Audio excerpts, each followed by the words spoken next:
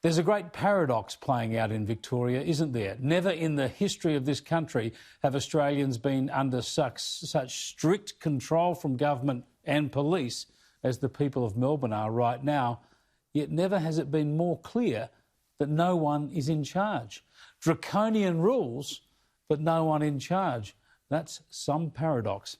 Tomorrow, Premier Daniel Andrews fronts the hotel inquiry, the quarantine inquiry, as I mentioned, but don't get your hopes up for any answers, because have a look at what we've heard from the Victorian leadership already. Here's Health Minister Jenny Mikakos washing her hands of the responsibility today.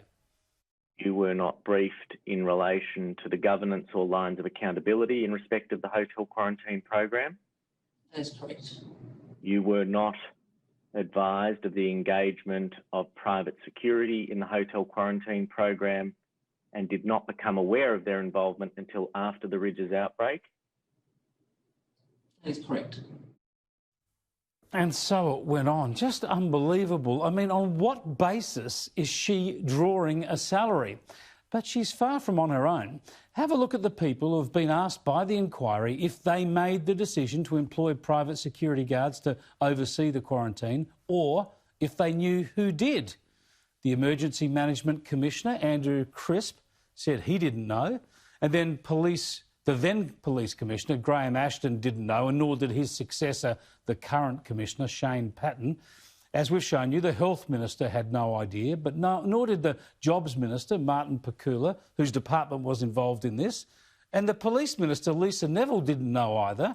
The state's top public servant, Chris Eccles, he said he didn't know. Neither did the Jobs Department boss, Simon Femister, or the Health Department boss, Kim Peake. And, of course, the state's Chief Health Officer, Brett Sutton, he said he didn't know, and nor did the state controllers. Failure is an orphan, isn't it? No one admits to making the decision, and no one admits to knowing who did. No one knows a bloody thing. How can there be so much trauma caused by government and so many rules put in place to repair it without anybody putting up their hand to own the decisions? When the Premier fronts the inquiry tomorrow, we know he'll say he didn't know who decided on private guards, because that's what he's already told us. Just a shambles, just an incompetent, unbelievable, spineless and unaccountable shambles. But this same lot, who couldn't run quarantine, who trained guards in diversity but not in security or infection control, they are the ones locking Melburnians in their houses. These are the same people who brought in unnecessary stage 4 lockdown and who imposed a curfew on Melburnians. And the story's the same with the curfew. We know the police did not recommend it. We know the Chief Health Officer did not recommend a curfew. And we know the Premier says he can't remember whose idea it was. 5 million people locked in their homes for 3 months, and the Premier doesn't even know why he's doing it or who recommended it. And then there's the ADF help that was rejected. The Premier denies it was offered, even though the original offer was mentioned in his own press release back in March, saying ADF would be engaged for support. And then the explosive letters discovered under Freedom of Information by Sky News political editor Andrew Clennell yesterday, showing the Prime Minister urged the ADF help onto Premier Andrews repeatedly in July.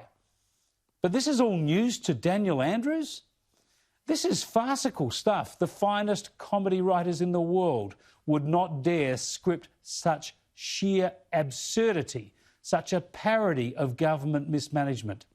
The curfew is now being challenged, thankfully, in the Supreme Court, and the government's been ordered to reveal the data, the information it used to justify the curfew.